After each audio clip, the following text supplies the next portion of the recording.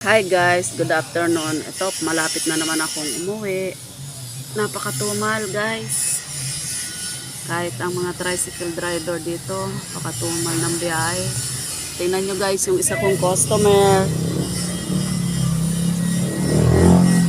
Pakapi-kapi na lang. Yan guys. Kung mamaya makita ang mga kaibigan ko dyan, masundan dito.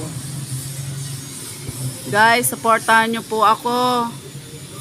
Mag-subscribe naman po kayo. Parang awa nyo na para naman po sa pag-aaral ng anak ko.